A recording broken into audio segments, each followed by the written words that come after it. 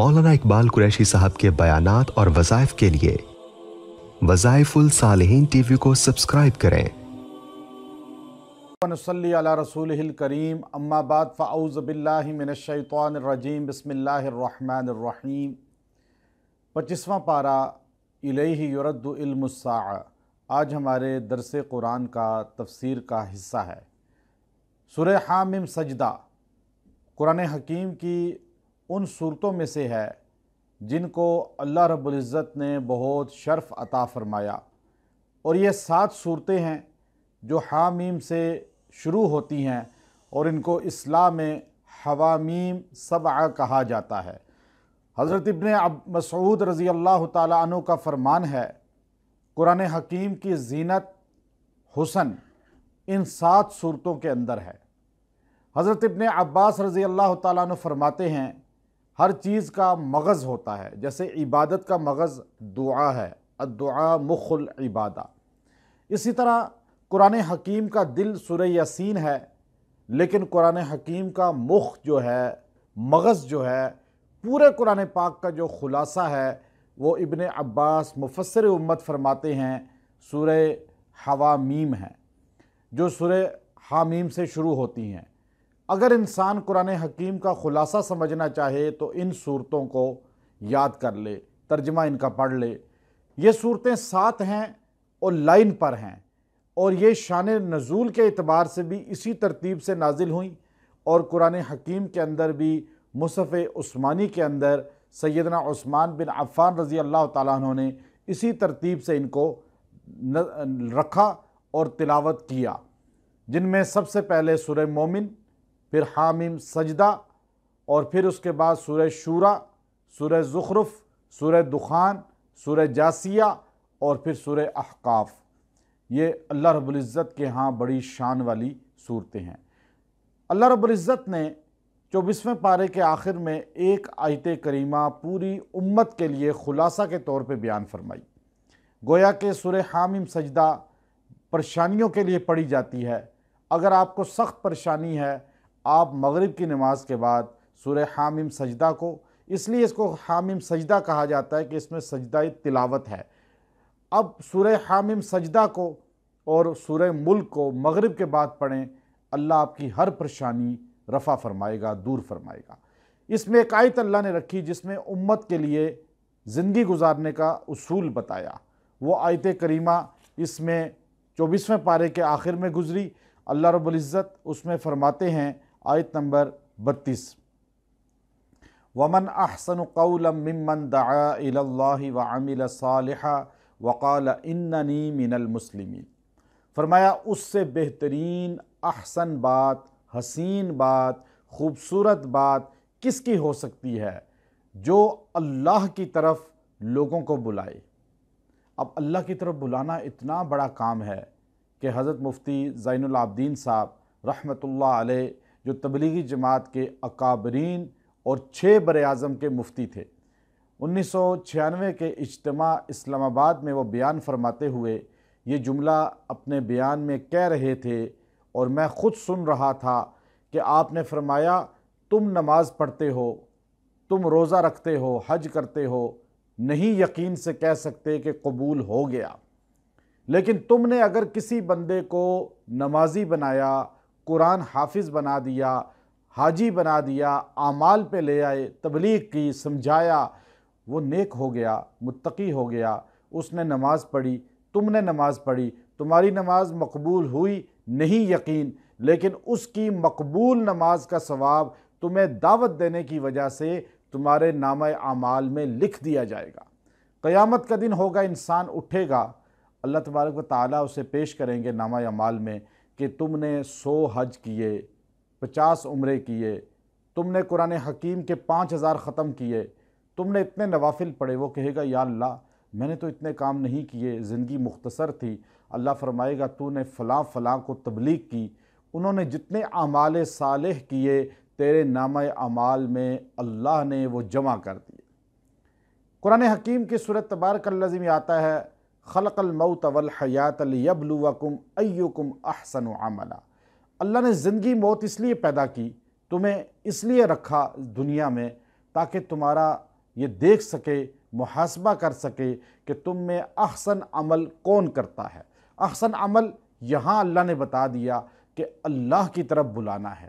کھانا پینا، نماز پڑھنا، اپنا روزہ رکھنا، یہ تو ذاتی فعل ہے، یہ تو بشری فرائض ضرورت میں سے ہیں، لیکن دوسرے کو تبلیغ کرنا یہ نبی کی ختم نبوت کا کام ہے جو صرف اس امت کو عطا ہوا۔ اس سے پہلے کسی امت کو اللہ نے یہ مشن، یہ کام نہیں دیا۔ سیدنا موسیٰ کلیم اللہ سے عرض کرنے لگے، یا اللہ، میں اگر لوگوں کو تیری ذات کا تعارف کراؤں، تیری طرف بلاؤں، توحید بیان کروں، مجھے اجر کیا ملے گا؟ اللہ نے فرمایا، موسیٰ، ہر جملے پہ 1 سال کی عبادت کا اجر ملے گا۔ تو اس لیے اللہ نے فرمایا وَعَمِلَ صَالِحًا، خود بھی اعمال صالحہ کرتا ہے، لوگوں کو بھی اللہ کی طرف بلاتا ہے۔ اب اعمال صالحہ خود نہیں کرتا لیکن تبلیغ کر رہا ہے، تو کیا یہ بندہ تبلیغ نہ کرے؟ نہیں۔ لِمَ تَقُولُونَ مَا لَا تَفْعَلُونَ جو قرآن نے کہا، اس کا یہ مطلب نہیں ہے کہ خود عمل نہیں کرتے اور دوسروں کو تبلیغ کر رہے ہو۔ تو اس کا مطلب ہے علماء جو ہے اتنے صاحب حیثیت نہیں ہوتے، زکوٰۃ نہیں دیتے، تو وہ تبلیغ کرنا، وہ زکوٰۃ کی چھوڑ دیں۔ جو حج نہیں کر سکتے علماء، وہ حج کی تبلیغ چھوڑ دیں۔ جو گناہ گار ہے وہ اپنے گناہ پہ استغفار بھی کرے اور دعوت بھی دے، انشاءاللہ اچھائی کی دعوت سے اللہ اس کو بھی توفیق صالح اعمال دے دے گا۔ آگے فرمایا، لوگ اگر اس کی وجہ سے بیان اس کا بہت سنتے ہیں، لوگ اس کی جو ہے بات کو قبول کرتے ہیں، اسے اللہ نے عزت دے دی پھر لوگوں میں، تو وقال اننی من المسلمین، وہ یہ نہ کہے کہ میں کوئی بہت بڑا آدمی ہوں کہ میری بات ہر بندہ سنتا ہے، میری بات پہ لبیک کہتا ہے، بلکہ کہ میں بھی ایک عام مسلمان ہوں۔ اللہ خاتمہ بھی ایمان کر دے، یہ یہاں اللہ نے صاف فرمایا۔ آگے دیکھیے آیت جو 25ویں پارے کی پہلی آیت ہے، الیہ یرد علم الساعہ، الیہ یرد علم الساعہ، آپ قیامت کے علم کے متعلق جو ہے یہ حوالہ مانگتے ہیں آپ سے۔ اللہ رب العزت نے فرمایا وَيَوْمَ يُنَادِيهِمْ أَيْنَ شُرَكَائِي، میں ان سے قیامت کے دن پوچھوں گا۔ ابھی تو بار بار کہہ رہے ہیں متی الساعہ، قیامت کب آئے گی، ان کنتم صادقین، اگر آپ سچے ہیں، ہر نبی کو کہتے رہے، تو آپ ان سے کہیں وَيَوْمَ يُنَادِيهِمْ أَيْنَ شُرَكَائِي قَالُوا آذَنَّاكَ مَا مِنَّا مِن شہید، بتاؤ کدھر ہیں وہ تمہارے مشکل کشا، کدھر ہیں وہ حاجت روا جن کی تم دستگیری کہتے تھے، جن کو داتا کہتے تھے، جن کو تم کہتے تھے ہماری مرادیں پوری کرتے ہیں، ہمارا بیڑا پار کر دیں گے۔ تو اس وقت یہ کہیں گے اگلی آیت میں وَضَلَّ عَنْهُمْ مَا كَانُوا يَدْعُونَ مِن قَبْلُ، اے اللہ وہ سارے بھاگ گئے جن کو ہم دنیا میں پکارتے تھے، وہ سارے آج لائن میں لگے ہوئے ہیں، سارے اپنا حساب کے چکروں میں ہیں۔ کہاں کوئی کسی کو پوچھتا ہے جب زلزلہ آتا ہے، جب ایسے حالات آتے ہیں، کرونا حالات آئے، کیسے لوگ تتر بتر ہو گئے، تو وہاں حشر میں کیسے وہ پوچھیں گے؟ اللہ نے یہاں اس کا نقشہ کھینچ دیا، ہمیں بتا دیا۔ اور اس کے بعد آپ دیکھیے اس کی آیت نمبر 53، سَنُرِيهِمْ آيَاتِنَا فِي الْآفَاقِ وَفِي أَنفُسِهِمْ حَتَّى يَتَبَيَّنَ لَهُمْ أَنَّهُ الْحَقُّ، ہم تمہیں کائنات کی، فلکیات کی قدرت اپنی دکھائیں گے، تم پہ نشانیاں ظاہر کریں گے۔ اب یہ آیت جب اتری اس وقت تو اونٹوں کا دور تھا، گدوں خچروں کا دور تھا۔ انسانیت یاد رکھیں، سائنس قرآن نے بتائی ہے، سائنس کا مطلب ہے توڑنا، سائنس کا مطلب ہے توڑنا کسی چیز کو۔ جو سورج کی عبادت کرتے تھے، جو چاند کی عبادت کرتے تھے، ستاروں کی عبادت کرتے تھے، جو درختوں کی عبادت کرتے تھے، گائے کی عبادت کرتے تھے، وہ کہاں ان کو توڑ کے اس کے اندر تحقیق کر سکتے تھے؟ قرآن نے بتایا حاجت روا اللہ ہے۔ پھر قرآن کی آیت سائنس کا اصل ماخذ ہے، پوری سائنس اس آیت کے اندر ہے کہ ہم تمہیں کائنات کے اندر اپنی نشانیاں دکھائیں گے۔ اس وقت کسی نے سوچا ہی نہیں تھا، آہستہ آہستہ ترقی کی، یہ وقت آ گیا کہ آج کہا جاتا ہے چاند پہ چلا گیا انسان، مریخ پہ چلا گیا، فلاں جو ہے سیارے پہ پہنچ گیا۔ اتنے سیارے ہیں، اتنے ستارے ہیں، اتنے فلکیات کا نظام ہے، یہ سب ترقی سائنس کی، ٹیکنالوجی کی، یہ سب اللہ کہتا ہے میں تم پہ کھولوں گا، تم اور ترقی کرو گے، تم میری قدرت کو پہچانو، نہ کہ میرے باغی بن جاؤ۔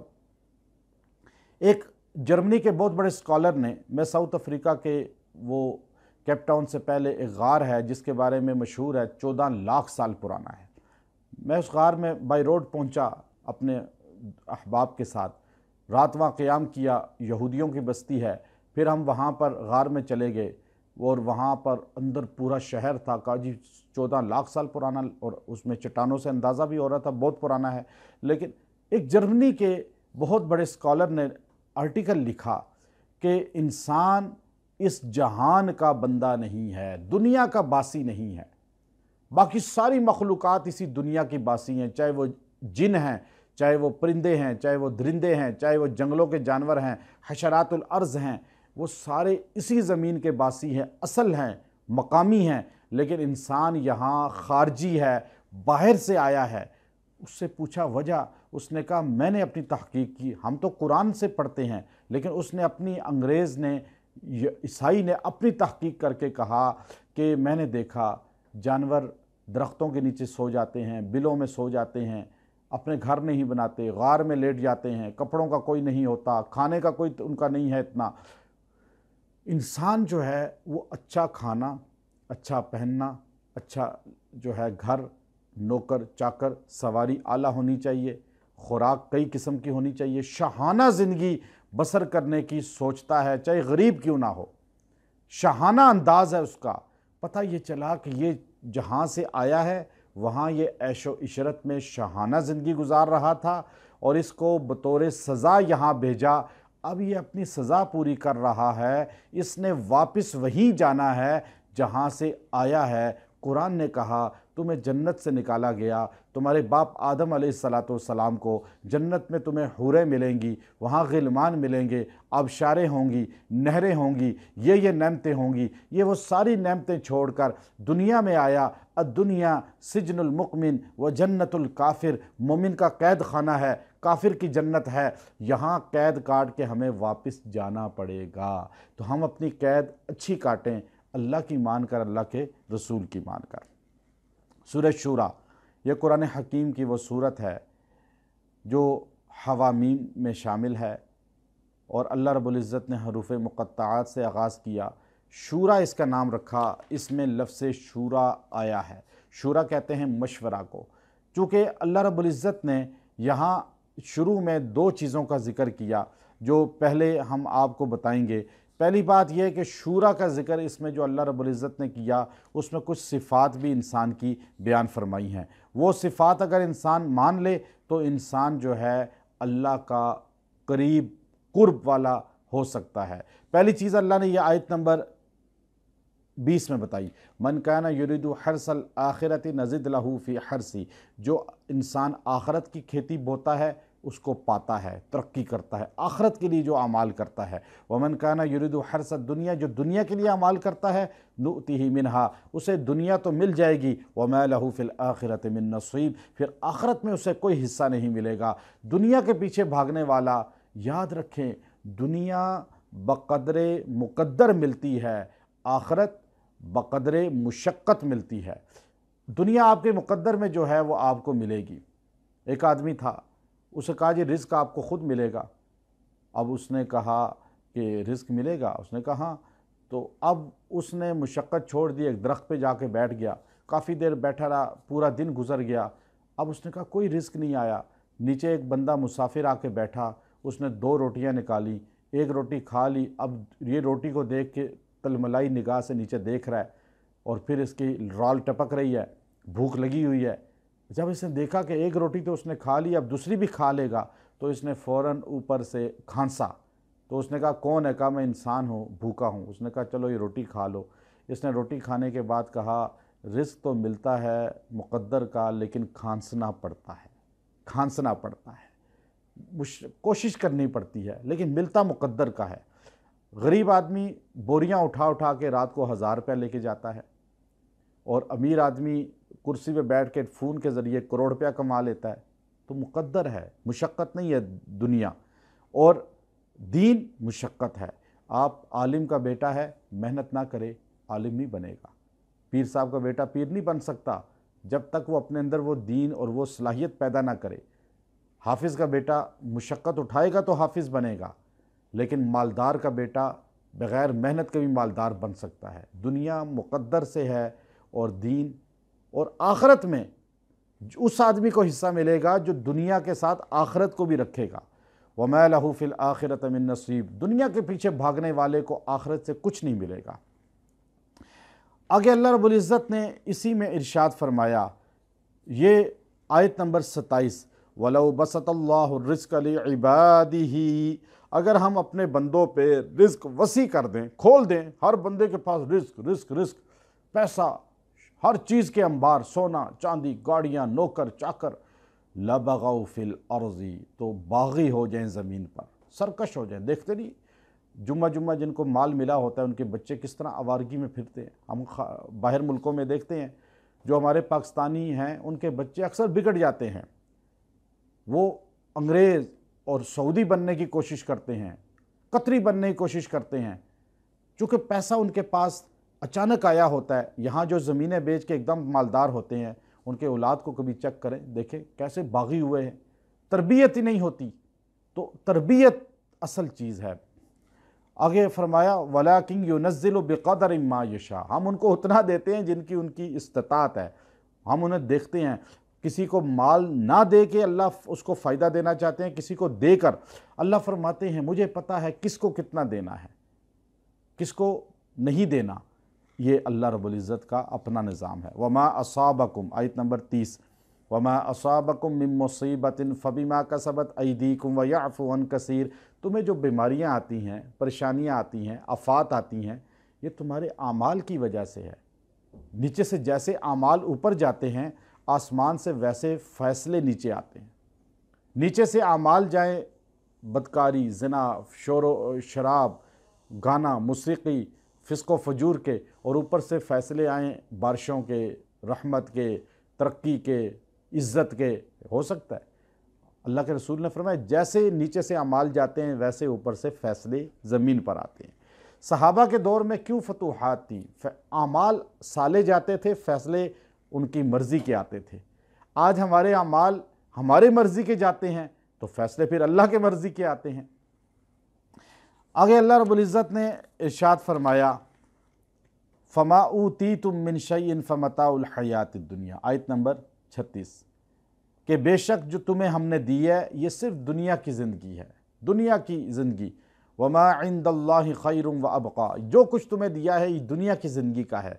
माल है, ज़मीनें हैं, घर हैं, जितना कुछ तुम्हारे पास है, गाड़ियाँ हैं, रुतबा है, वज़ीर हो, ये दुनिया की ज़िंदगी तक है। आज भूल गए कौन था मुग़ल बादशाह, कौन थे तातारी, कौन थे मंगोल, कौन थे बनु उमैया, कौन थे बनु अब्बास, कहाँ गया सिकंदर मिर्ज़ा, कहाँ गया पाकिस्तान के अंदर मुक्का लहराने वाला, सारे ख़त्म हो गए और हो जाएंगे। वमा इंदल्लाहि खैरुम व अबका, जो अल्लाह के पास है वो इससे बहुत बेहतर है। व अबका, मौत नहीं है, हमेशा बका है, वहाँ पर हमेशा हमेशा की ज़िंदगी है। हज़रत अमर बिन आस रज़ी अल्लाह तआला अन्हु मिस्र फ़तह किया, तो मिस्र फ़तह करने के बाद चूँकि बहुत फतूहात हुई थी, तो ये आयत पढ़ते हुए गए, ये सब दुनिया है, फ़ानी है, आखरत बका है। ये आयत उस वक़्त आपने ऊंची आवाज़ से तिलावत की, फ़ातिह मिस्र अमर बिन आस रज़ी अल्लाह तआला अन्हु ने। आगे अल्लाह रब्बुल इज़्ज़त ने फरमाया कि आयत नंबर 38, वल्लज़ीना इस्तजाबू लिरब्बिहिम व अक़ामुस्सलाह, वो लोग जो अल्लाह का हुक्म मानते हैं, नमाज कायम करते हैं, व अमरुहुम शूरा बैनहुम, और आपस में मशावरत से फ़ैसले करते हैं। याद रखें, फ़ैसले मशावरत से होंगे, अल्लाह का अज़ाब टल जाएगा। मशवरे की वजह से जो है जो कैदी थे बदर के, उनके मामले को अल्लाह ने कैसे बयान किया कि अल्लाह ये चाहता था जो उमर रज़ी अल्लाह की राय थी, लेकिन हजूर और अबू बकर सिद्दीक़ की और कसीर की राय की वजह से, मशवरे की वजह से अल्लाह ने अताब नहीं किया, अताब से बचा लिया। हजूर अलैहिस्सलाम ने फरमाया मेरे 4 मशीर हैं, 2 ज़मीन पर, 2 आसमान पे। ज़मीन पे अबू बकर उमर और आसमान पे जिब्राईल और मिकाईल अलैहिस्सलाम। आप मेराज की रात हर बात में जब आपको शराब और दूध में ऑप्शन दिया गया कि आप जो मर्ज़ी ले लें, तो आपने अपने मशीर से पूछा तो जिब्राईल अलैहिस्सलाम ने फरमाया दूध ले लें, अगर आप शराब को पकड़ लेते आपकी उम्मत गुमराह हो जाती। हजूर अलैहिस्सलातु वस्सलाम ने फरमाया वशाविरहुम फिल अम्र, ये कुरान की आयत, کہ مشورہ کرو۔ آج ہمارے یہاں استخارہ پہ زور دیا جاتا ہے، فلاں استخارہ کر، میرے پاس لوگ آتے ہیں جی حضرت استخارہ کر دیں۔ استخارہ کی حیثیت ہے، لیکن حضور نے کہیں نہیں کہا کہ بھائی مجھ سے استخارہ کرا لو، یا صحابہ نے حضور سے استخارہ کرایا ہو۔ حضور نے فرمایا استخارہ کرو، لڑکی نے رشتے کا کرنا ہے تو خود اپنا کرے، لڑکے نے کرنا ہے خود کرے، ماں لڑکی کے لیے نہ کرے، ماں لڑکے کے لیے نہ کرے، تجارت کے لیے کرنا ہے خود کریں اپنے لیے استخارہ، نہ لوگوں کو فون کر کے کہیں، نہ ادھر ادھر اس کا چرچا کریں، استخارہ خود کریں۔ اور استخارے کی ثانوی حیثیت ہے، پہلے حیثیت مشورے کی ہے، قرآن میں سورہ شورا آئی ہے۔ مشورہ کرنے کے بعد تبصرہ نہیں کرنا کہ جی یہ کرنا چاہیے تھا، بس جو مشورے میں طے ہو گیا اس پہ عمل کریں، یہ اصل چیز ہے۔ حضور نے فرمایا جو مشورہ کرتا ہے وہ کبھی نقصان نہیں اٹھاتا، تو اس لیے مشورے کی بڑی فضیلت ہے۔ اور آپ رشتے کے معاملات میں استخارہ سے زیادہ مشورے پہ حیثیت دیا کریں۔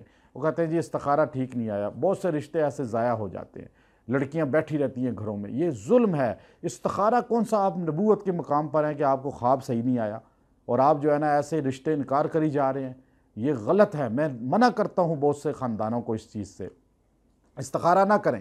اگر کرنا بھی ہے تو 2 رکعت استخارہ پڑھ کے دعا پڑھ کے سو جائیں، خواب میں نہ بھی آئے کوئی چیز، دل مطمئن ہے تو آپ اوکے کر دیں، اگر کوئی پاک چیز آتی ہے پھر بھی ہاں کر دیں، کیونکہ وہ اللہ کی طرف سے میسیج ہے، دل کا مطمئن ہونا بھی میسیج ہے، خواب نہ بھی آئے، لیکن پھر بھی اس سے زیادہ حیثیت مشورے کی ہے کہ آپ 2-3 محلے والوں سے، خاندان والوں سے مشورہ کریں، وہ کہیں جی اچھے لوگ ہیں تو آپ اللہ کا نام لے کے اوکے کر دیں، یہ ہو جائے گا انشاءاللہ۔ اس کو اللہ نے فرمایا، اور پھر آگے اللہ فرماتا ہے کہ اس پر آپس میں ڈٹ بھی جاؤ، فَإِذَا عَزَمْتَ فَتَوَكَّلْ عَلَى اللَّهِ، جب مشورہ کر لو پھر اس پہ ڈٹ جاؤ اللہ پہ بھروسہ کر کے، یہ نہیں کہ پھر رونا شروع کر دو، ادھر ادھر باتیں شروع کر دو، یہ بھی اللہ نے منع فرمایا۔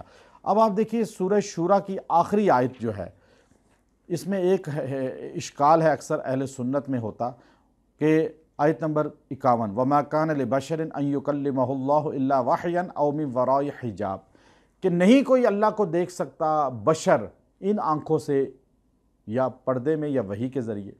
حضرت موسیٰ علیہ السلام نے کلام کیا، تو بات یہ ہے، امام احمد بن حنبل رحمۃ اللہ علیہ سے کسی نے پوچھا کیا معراج کی رات رسول اللہ صلی اللہ علیہ وسلم نے اللہ کو دیکھا؟ تو آپ نے 3 بار قسم فرمائی، واللہ واللہ واللہ، 3 بار کہہ کے اللہ کی قسم ہمارے نبی نے اللہ کی زیارت کی ان آنکھوں سے۔ اب وہ جسم بھی نہیں تھا جو عرش پہ گیا، وہ جسم تھا، اللہ کے رسول اپنے اس جسم کے ساتھ معراج پہ گئے، اور اسی جسم کے ساتھ آپ نے جب آسمان دیکھے، کوئی نہیں دیکھ سکتا، جنت دیکھی، دنیا میں کوئی نہیں دیکھ سکتا، جہنم دیکھی، کوئی نہیں دیکھ سکتا، آپ نے عرش مالا کو دیکھا تو اللہ کو بھی دیکھا۔ یہ اہل سنت کے عقائد میں سے، اور اس کو بیان کیا کئی محدثین نے، کئی مفسرین نے، کہ اللہ کو حضور صلی اللہ علیہ وسلم نے صرف دیکھا، اس کے علاوہ کسی نبی نے نہیں دیکھا۔ سورہ زخرف کے اندر آپ دیکھیے کہ شروع میں پہلے رکوع کے آخر میں دعا ہے، جو سواری پہ جب سوار ہوتے ہیں تو یہ پڑھتے ہیں۔ سفر کی دعا ہے، گھوڑے پہ بیٹھیں، اونٹ پہ بیٹھیں، گاڑی پہ بیٹھیں، جہاز پہ بیٹھیں، آپ اس کو موٹر سائیکل پہ بیٹھیں، اس دعا کو پڑھیں، وہ اللہ تبارک و تعالی نے یہاں پر بیان فرمائی۔ آپ دیکھیے کہ وَتَقُولُ سُبْحَانَ الَّذِي سَخَّرَ لَنَا هَذَا وَمَا كُنَّا لَهُ مُقْرِنِينَ، یہ آیت نمبر 113 اور 114، وَإِنَّا إِلَىٰ رَبِّنَا لَمُنْقَلِبُونَ۔ یہ دعا پڑھیں، آپ کی حفاظت ہو جائے گی۔ حضرت مولانا سعید احمد خان صاحب رحمۃ اللہ علیہ تبلیغی جماعت کے اکابرین میں سے تھے۔ سعودی عرب نے نیشنلٹی لے لی کہ یا تبلیغ کا کام کریں یا نیشنلٹی رکھیں، آپ نے کہا لے لو۔ ضیاء الحق مرحوم آپ سے جہاز میں پہلی فلائٹ میں آپ کو جب لایا گیا PIA سے، تو کراچی میں جہاز کے اندر خود جا کے اس نے آخر میں آپ کا استقبال کیا اور فرمایا تھا کہ ان کے پاؤں زمین پہ نہ لگیں، اور نیچے یوں اپنے ہاتھ رکھے اور کہا پہلے پاکستان آمد پر میرے ہاتھوں میں اپنے پاؤں مبارک رکھیں۔ آپ کو پاسپورٹ پیش کیا پاکستان کا، تو آپ پاکستان اسی وقت جب اس نے پاسپورٹ دیا تو آپ نے ابدیدہ ہو کے فرمایا، اے لوگو دنیا والو، تم نے مجھ سے نیشنلٹی مدینے کی لی ہے، لیکن جو نیشنلٹی مجھے اب اللہ دے گا وہ تم نہیں لے سکتے۔ اللہ نے تبلیغ میں جاتے تھے، میں 3 دن کی جماعتیں لے کے قطر، ابو ظبی، میں ان کی مجلس میں 95 96 میں رات کو 12 1 بجے کے بعد رائمنڈ میں نعت بھی سنتے تھے، اپنا کلام خود کہتے تھے، محمد کا روزہ قریب آ رہا ہے، میں نے اس وقت یاد کیا 95 میں ان سے، تو وہ نعتیں سنتے تھے، بڑی کرامات تھی ان کی، میں نے آنکھوں سے دیکھی الحمدللہ، خدمت کا مجھے شرف ملا، دبلے پتلے لیکن کھڑے ہو کے نماز پڑھنا۔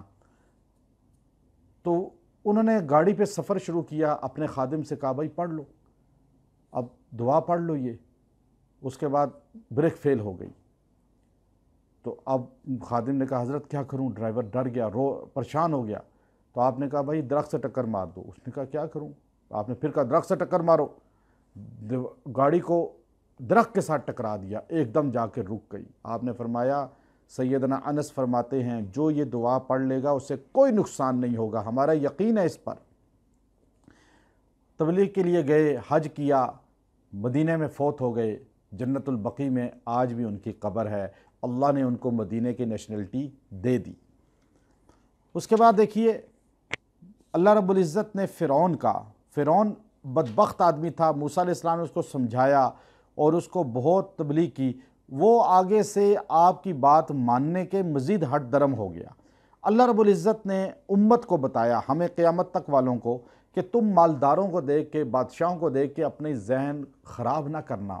اللہ رب العزت نے فرمایا آیت نمبر 33 وَلَوْلَا أَن يَكُونَ النَّاسُ أُمَّةً وَاحِدَةً لَجَعَلْنَا لِمَن يَكْفُرُ بِالرَّحْمَنِ لِبُيُوتِهِمْ سُقُفًا مِّن فِضَّةٍ، اگر مجھے ساروں کے اسلام سے ہٹ جانے کا خوف نہ ہوتا، پریشانی نہ ہوتی کہ مجھے پتا تھا یہ سارے ہٹ جائیں گے،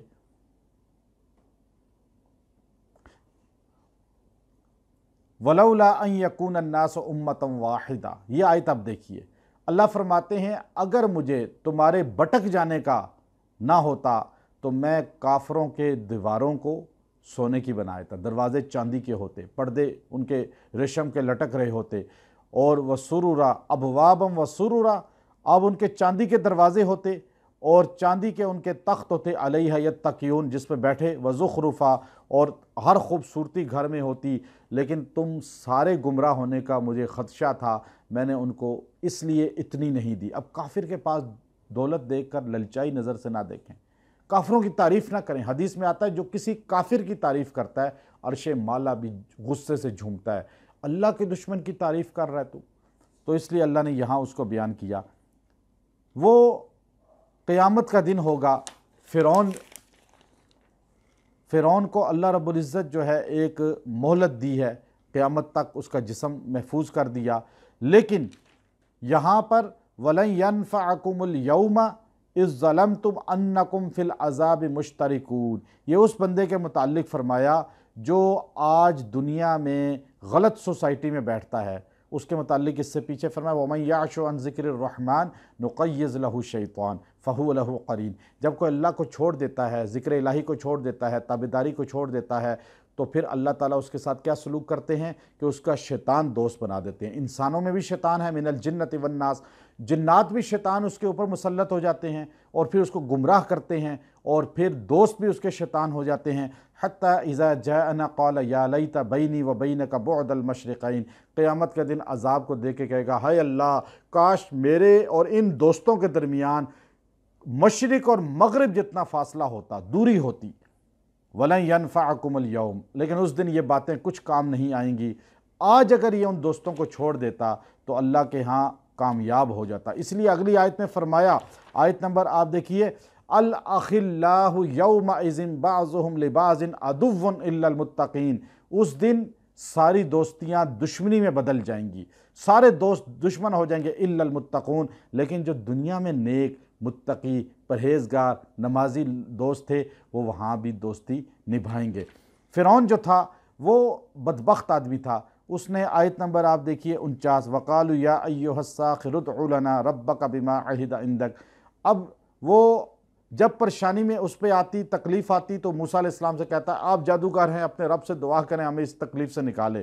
فَلَمَّا كَشَفْنَا عَنْهُمُ الْعَذَابَ، جب عذاب ہٹاتے پھر بدبختی میں پڑ جاتا، پھر وہ جب پریشانی میں آتا تو آپ سے دعا کراتا، اور پھر آخر ایک دن اس نے جب دیکھا کہ لوگ اس طرف جا رہے ہیں، موسیٰ علیہ السلام کا کلمہ پڑھ رہے ہیں، تو وَنَادَى فِرْعَوْنُ فِي قَوْمِهِ، اس نے اپنی قوم کو پکار کر کہا، یا قوم الیس لی ملک مصر، کیا یہ ملک میرا نہیں ہے مصر کا، وَهَٰذِهِ الْأَنْهَارُ تَجْرِي مِن تَحْتِي، یہ نہریں، یہ دریا، یہ سب میرے نہیں ہیں، افلا تبصرون ام انا خیر من ھذا الذی هو مہین، بتاؤ تو صحیح میں بادشاہ فرعون افضل ہوں یا یہ نعوذ باللہ مہین؟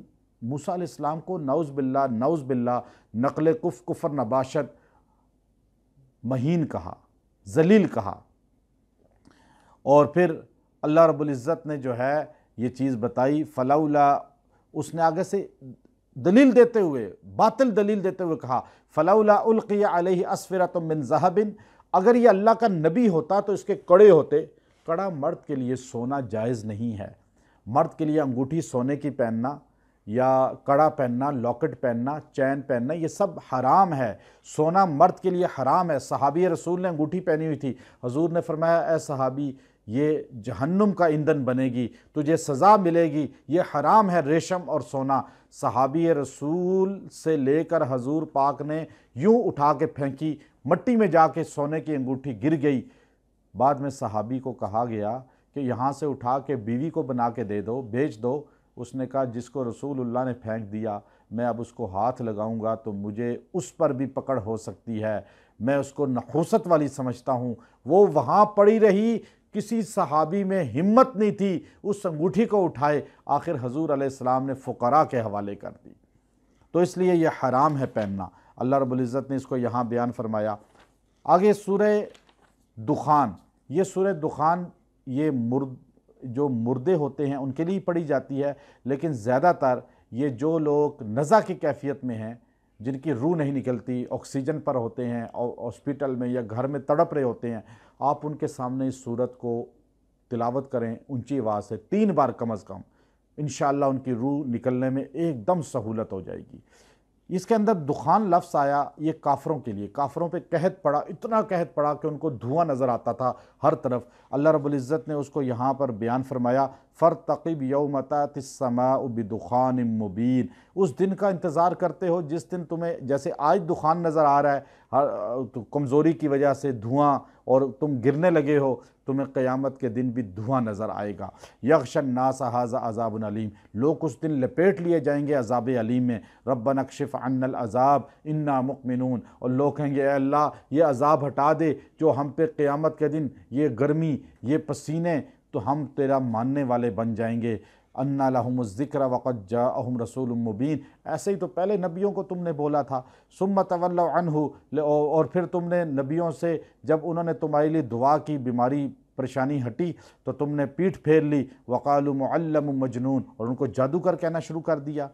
اور یہ ان کے اللہ نے پوری صورت کے اندر ان چیزوں کو بیان کیا، اور آخر میں عذاب جہنم کو بیان کیا۔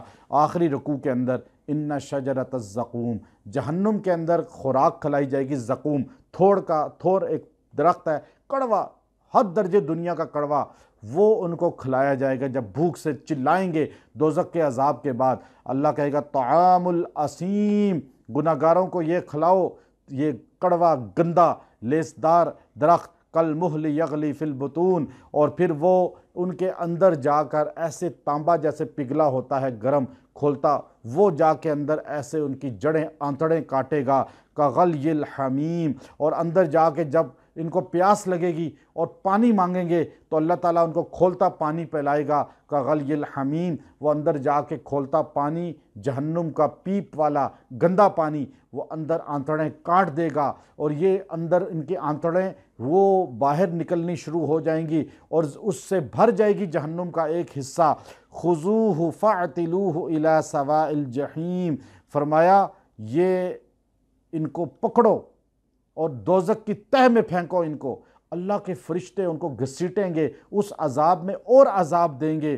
ثم صبوا فوق رأسہ من عذاب الحمیم، پھر ان کو یوں پکڑا جائے گا اور ان کے سر کے اوپر یوں کیل ٹھونک کے سوراخ کیا جائے گا، اور کھولتا پانی سر سے، منہ سے وہ نہیں پی سکیں گے، وہ چلائیں گے تو ان کے سر سے سوراخ کر کے فرمایا ابو جہل کو آپ علیہ السلام نے تخصیص سے بھی کہا کہ ایسے لوگوں کو یوں سر سے پانی نیچے پھینکا جائے گا اور اللہ کہے گا ذق انک انت العزیز الکریم، چکھ مزہ، تو اپنے آپ کو بڑا بادشاہ کہتا تھا، تو دنیا میں کہتا تھا میں وزیر ہوں، میں بادشاہ ہوں، میں اتنا مالدار ہوں، اور دینداروں کے ساتھ تو یہ سلوک کرتا تھا، مساجد مدارس کے ساتھ یہ سلوک کرتا تھا، دینداروں کو حقیر سمجھتا تھا۔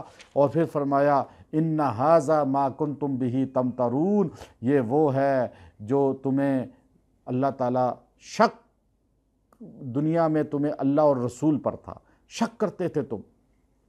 آگے اللہ رب العزت سورہ جاسیہ آپ دیکھیے کہ اللہ رب العزت نے اس سورت کو جاسیہ کہتے ہیں گھٹنوں کے بل بیٹھنا، چونکہ قیامت کے دن سارے اللہ کے ذات کے سامنے گھٹنوں کے بل عاجز بن کے بیٹھے ہوں گے، نبی، ولی، انس، جن، سارے اللہ کے سامنے گھٹنوں کے بل، یہ عاجزی کا اظہار ہے۔